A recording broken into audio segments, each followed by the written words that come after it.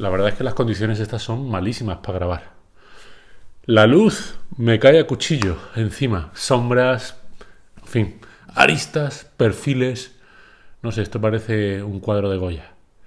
Luego, por otra parte, hay una mosca revoloteando. Parece una película de Sergio Leone. Así que una combinación entre Sergio Leone y el maestro Francisco Goya, no sé cómo quedará. Pero bueno, un vídeo rápido, fácil, sencillo, sin complicaciones. Quiero hablaros de vintage y de lo que hay que tener en cuenta a la hora de comprar vintage. Empezamos.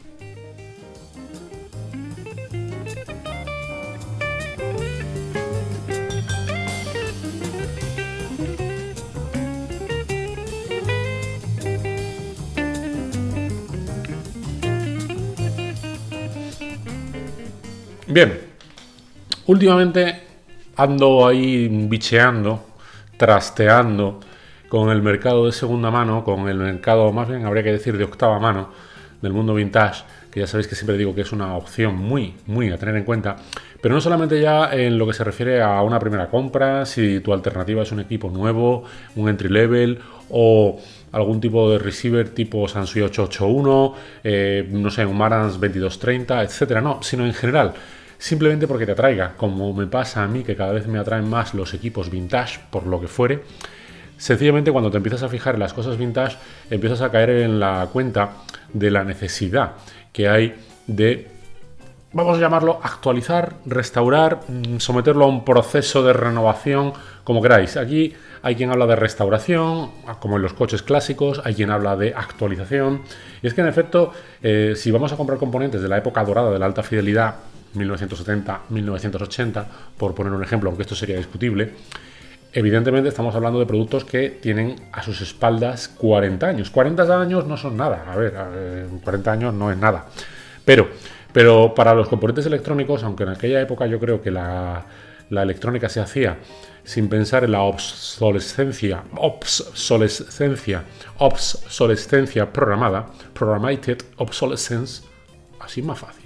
Bueno, como en aquella época se hacía así, es más fácil que los componentes sean más perdurables en el tiempo. No eternos, pero sí por lo menos con una mayor vocación de durabilidad, de conservación, a diferencia de los componentes modernos. Entonces, es cierto que eso es así, pero claro, son 40 años y evidentemente el paso del tiempo se deja notar. No sé quién fue aquel sabio, si fue Buda o Confucio, o si fue Einstein que dijo que el tiempo era un juez implacable, inexorable, siempre quitaba o daba la razón, aunque tendía a matar a aquellos que se sometían a sus criterios. Bien, pues así ocurre con el tema de los componentes vintage. Pero por entrar en materia y por poner algunos ejemplos, brazo del Technics SP10, el EPA, para los amigos, EPA 100. Este emplazamiento no me gusta mucho para los vídeos, pero tiene de bueno que puedo poner aquí sobre impresiones y fijaos que bien contrasta las letras de los títulos contra estos fondos blancos o contra este fondo color marrón crema. Bien, pues el brazo EPA 100 de Technics sin duda es un Holy Grail, como lo es el SP10. Y quien dice eso, por ejemplo, te dice un Pioneer, el 1980 de la serie SX, casi nada, se nos cae la baba. O quien dice eso dice el 1250, o incluso un hermano un poco menor, el 1050, ahí es nada. Y claro, ve uno los precios por eBay y dice, madre mía, ¿cómo puede ser esto si cuesta igual o más caro que algún componente moderno de gama media o incluso de gama alta? Y dices, bueno, pues algo tiene que haber aquí. ¿Cómo puede ser que tengan estos precios? Luego, por contra, ves otros componentes tipo Sansui 881, Marantz 2230, que dices, bueno, pues tienen unos precios contenidos. O, por ejemplo, el Kenwood, creo que era el 909, si no me fallan los cálculos. A veces ya los datos bailan en mi cabeza. Y dices, bueno, pues no tienen malos precios, pero hay otros que en cambio se disparan. Dice, ¿y si lo compro y ya está? ¡Jo, qué bien! Son, no sé, 400, 500 euros, dólares, un Marantz 2230. Bien, pero hay que tener en cuenta otros datos, otros aspectos. Ves, por ejemplo, un brazo de Technics EPA 100 y dices, uff, vaya, tiene un precio la mitad o incluso un tercio del que tiene otro que aparece por un vendedor japonés.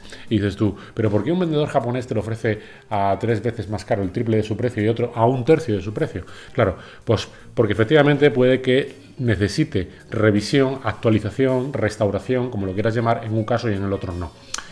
Hace poco veía un fabuloso, precioso, impresionante Pioneer 1050 y está en 1.900 euros. Y dices tú, es mucho dinero. Y en los detalles del anunciante ponía completamente original. Todo, incluyendo los condensadores. Y dices, bueno, pues después de 40 años, un componente que se fabricó entre 1976 y 1978, muy probablemente, más que probablemente, haya que cambiar los condensadores. Y uno ve luego ya, y aquí es donde yo quería llegar a parar, uno se pone a ver las fotos interiores de los Technics, de los Pioneer, de los que yo estoy hablando, de un Yamaha CR, y entonces cuando empieza a ver cuál es más sencillo y cuál es menos sencillo. Y ahí es donde viene la parte que yo os recomiendo que hagáis, que es que buceéis y buceéis. Hay mucha información hoy en día en los foros, aquí, por ejemplo, pero quien dice aquí dice en muchos sitios especializados sobre vintage y sobre modelos concretos vais a encontrar cuáles eran sus flaquezas, sus puntos débiles a nivel constructivo, o mejor dicho, aquellos puntos que con el tiempo tendían a precisar de esa actualización. Así, por poner algunos ejemplos, el brazo EPA 100 de Technics se caracteriza por el empleo de, creo que eran hasta 20 rubíes en los 4 puntos del sistema de suspensión gimbal. Claro, Technics en su momento utilizó los rubíes por el nivel de fricción tan bajo. Además, hay que tener en cuenta que el rubí tiene un nivel de dureza 9, con lo cual uno podría pensar, bueno, eso está hecho con total perdurabilidad. Se utiliza en el ámbito de la joyería, la relojería, porque el rubí se caracteriza por ese nivel de dureza, pero es cierto que 40 años después se pone de relieve que los rubíes de la suspensión, del sistema de los cojinetes, de los rodamientos, del sistema de suspensión del brazo EPA 100, pues necesitan un cambio. Depende del uso que haya tenido, como todo. Y esto es verdad que hasta que uno no lo ve y no lo abre, es difícil saberlo, y que en el mercado de segunda mano uno se aventura a bien sabe qué. Pues evidentemente uno cuando compra un brazo EPA 100 sabe que muy probablemente, si no en ese momento, bien será un poco después, va a tener que pasar por un especialista para que le cambie los rubíes y le ponga cojinetes de acero o de boro o de lo que fuere, etcétera. Pasa un poco igual cuando uno adquiere un Pioneer. Dice, bueno, pues si compro un 1050 o un 1250 o un 1980 que tiene 40 años y está original, que se supone que es un santo grial, lo más seguro es que antes o después yo tenga que contactar con Javier Alonso o con quien sea para que me le haga un recap, que le llaman. Y esto evidentemente no es barato. Y no es barato no tanto por el precio de los componentes, aunque se encuentran por ahí kits originales, con componentes originales que son carísimos, pero lo más normal es que por otra parte no sean tan caros los componentes como la mano de obra, porque hay que dedicarle muchas horas. Y aquí viene otro punto importantísimo a tener en cuenta. Látigo, chasquido. Otro punto muy importante a tener en cuenta es que hay algunos que son más complejos que otros. Por ejemplo, os invito, googlead, buscad el que puede ser también otro santo grial, a mí me encanta, Yamaha CR 2020 y por supuestísimo un 3020. Vais a ver un aparato impresionante.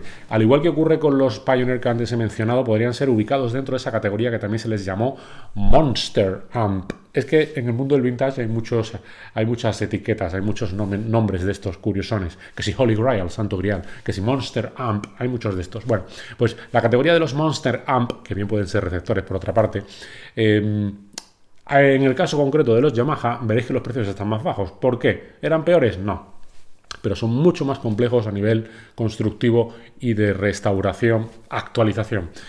Nuevamente, poner Google Yamaha CR 2020 o Yamaha CR 3020 y darle a imágenes y vais a encontrar muchas de personas que se dedican a la restauración y al cambio de los componentes y vais a ver cómo es de abigarrada la electrónica interna, cómo es de compleja en el caso de un Yamaha y cómo es mucho más sencillota en un Sansui o por ejemplo un Pioneer. Eso explica que no es porque necesariamente uno tenga más estatus en el ámbito vintage o no, o sí, porque esto puede influir, sino por el simple hecho de que uno es mucho más difícil de posteriormente actualizar que el otro, los precios tampoco son los mismos. Por eso se cotiza menos, entre otros motivos, un Yamaha CR 2020 que, por ejemplo, un Pioneer, como antes he mencionado, 1050, SX 1050 y, por supuesto, el 1250 y el 1980.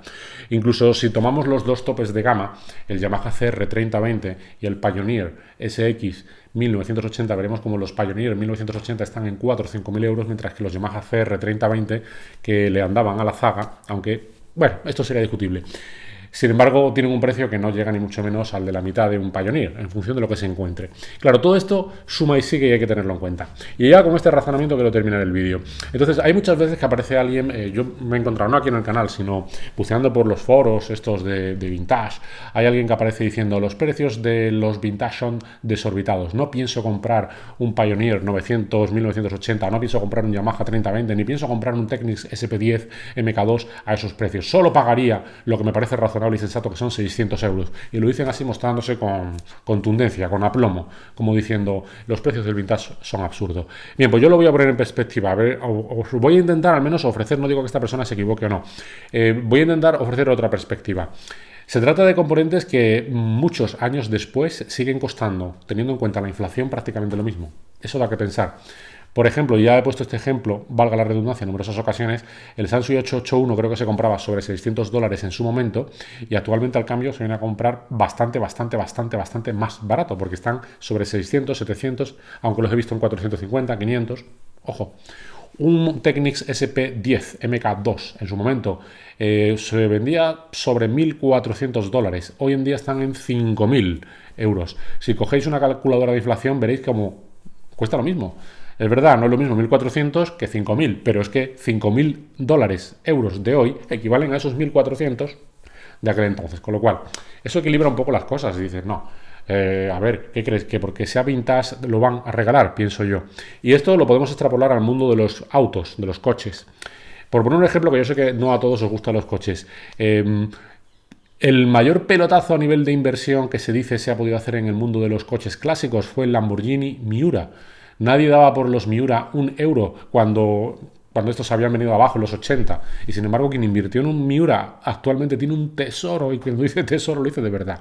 A ver, hay cosas que desde un principio se ve que son grandes clásicos y hay otras que lo van adquiriendo con el tiempo. El hecho de que haya que hacerle cambio de componentes, revisiones, mantenimientos que cuesten carísimos, no es motivo para que el precio tenga necesariamente que caer. Yo creo que no es así. Hay otras cosas que se valoran mucho más. El valor de coleccionismo, el valor de calidad que va a ofrecer una vez restaurado, el hecho de que tú puedas tener conocimientos, habilidad para hacer tú mismo la restauración, la actualización, evidentemente es un plus añadido. Como decía el otro día Softonic por Instagram, sí, estoy en Instagram, soy Francisco del Pozo, todo barras bajas. Pero eso no hace como aquella opinión que aquel día leí, que necesariamente los precios tengan que ser irrisorios por el hecho de ser vintage y por el hecho de ser componentes de desecho, porque no son componentes de desecho, tienen un importante componente de coleccionismo y un valor añadido que han ido adquiriendo con el tiempo como consecuencia del valor que tienen de vintage.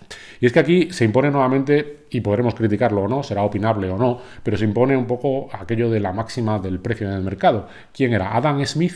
¿El de la mano invisible que mueve el mercado? No sé, yo nunca he sido economista, pero bueno, no sé si eran Adam Smith o las teorías keynesianas. Si al final es el mercado el que pone el precio. Si un Pioneer SX 1050 está por ese precio, por algo es. Y si un Yamaha CR está en ese precio, por algo es. Y si un EPA 100 de Technics tiene ese precio, por algo es. No por el hecho de que haya que hacer una actualización y eso forme parte del precio de la compra, que hay que asumir, significa que los precios tengan que estar necesariamente por los suelos. Sin perjuicio de que evidentemente haya que tenerlo muy en cuenta ya que vaya a valorarlo a la hora de comprar.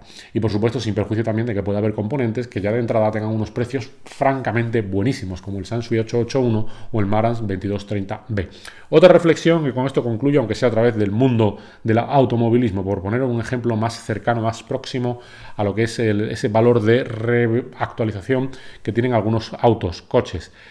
El Lancia Delta Integrale, HF Integrale, Evoluzione.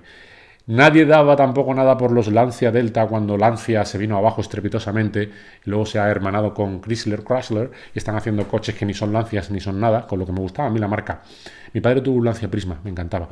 Bien, pues no tiene nada que ver, pero en absoluto nada que ver el precio de un Lancia Delta Integrale, el HF Evoluzione, cuando la marca lo deja de vender y cuando pasan unos años y el coche empieza a caer de precio, cuando de repente empieza a despertar cual ave fénix y empieza a adquirir estatus de coche coleccionable como mítico, emblemático que fue por los rallies, por la historia, por la marca, por lo que sea. Aunque la marca hoy en día esté como esté, aunque sea un coche con mecánica frágil, un 2000 turbo y haya que echarle mucho ahora de mano de obra encima, lo que queráis, pero aún así, fijaos cómo están los precios de los Lancia Delta Integrale actualmente. Hay gente que se los está trayendo de Estados Unidos.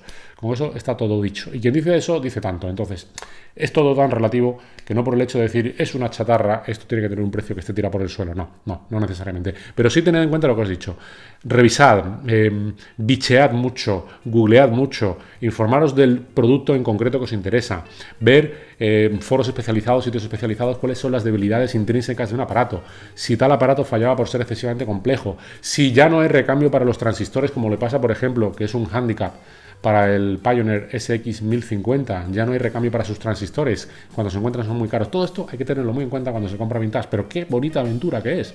Si ya sé que parece, de todo lo que he dicho, que son más las pegas que las ventajas, pero y lo bonito que es la aventura, y el hacer un proyecto, y el encariñarse de decir voy a tener este producto que tiene un valor añadido en muchísimos sentidos, y encima es el proyecto de repararlo, restaurarlo, ver cómo queda para que se quede incorporado permanentemente a mi sistema. Yo creo que de verdad merece muchísimo la pena. Muchísimas gracias por vuestra atención.